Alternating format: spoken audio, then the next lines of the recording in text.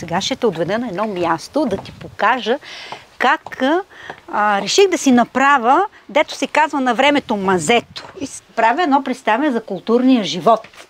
Да се запознаят от как... Могат да разберат как са живяли местните хора тук преди години. Да, как са живяли местните хора.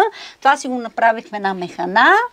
И децата влизат в дома на техните баби и дядовци. На топлината, където са се пекли в подниците, питките. А тук ще ви покажа как се печат яйца на жар.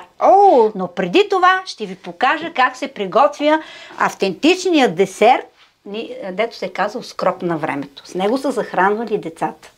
Много интересно, наистина. Да. Нямам търпение да разбера как се прави. Сега ще го приготвиме. Слагаме една чаша царевично брашно. Аз отбелязвам, че това царевично брашно е по-финно от това, с което правихме попарника. Да, значи на времето брашното се е меляло дребно и едро. За попарника е хубаво да е по-едро, а за десерта да е по-финно. По-финно, защото са захранвали. И сега слагам чашата тук вътре. Слагаме вътре, има една чаша вода.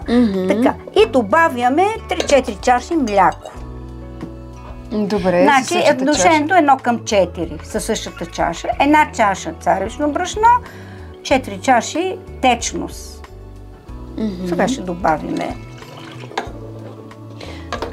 Значи трябва да добавим 3 чаши мляко и една чаша вода, за да станат общо 4. На времето в съдовете винаги са държали вода на дъното, за да не загаря. Така и аз си сложих водата предварително. Слагаме сол. Този десерт, отначало основата е солена. Слагаме сол. И сега почваме да бъркаме. Сега го наливаме. На времето са го наливали в широки чини. Аз нека да ти съдействам. Така. Така, в широки чини са го наливали. Скроба. Така. После ще го гарнираме. Сега с тази лъжичка дърпай в купичката. Ето така, добре.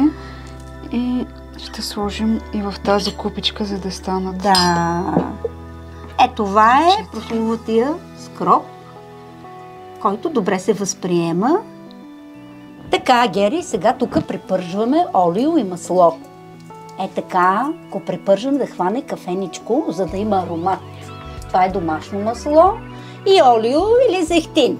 Искам да кажа само, че толкова вкусно мирише, толкова апетитно. Домашното масло, да, тук си го взимам от селото, от една жена гледа животни и гледам винаги да е домашно. Да. Така, и сега, на времето се е приготвило в по-голями чини и се е правил половината сладко, половината солено. Но винаги се слага мазнина отгоре. Аз ще я сложа, за да не стане така се слага мазнината.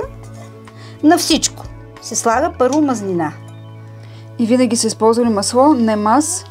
Масло и олио. След това слагаме захар. Поръсваме. А дали може да се гарнира и с мед?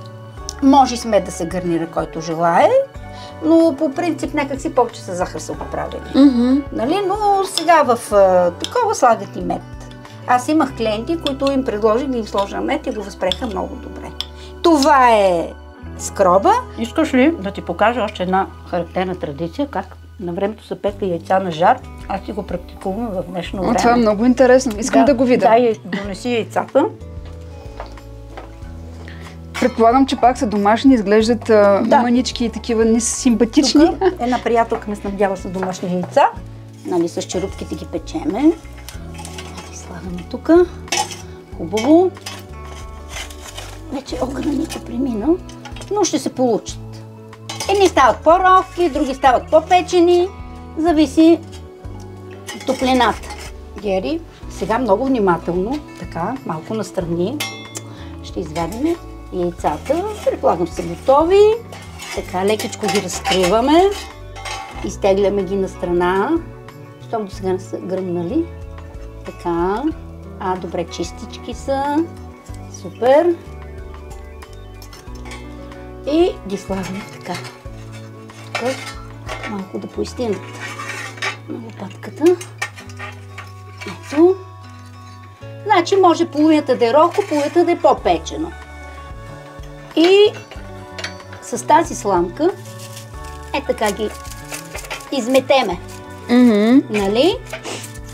Сега може после с салфетчица и ги слагаме тук в лекичко, подпираме ги да не изпукат и оставяме ги да изтинат.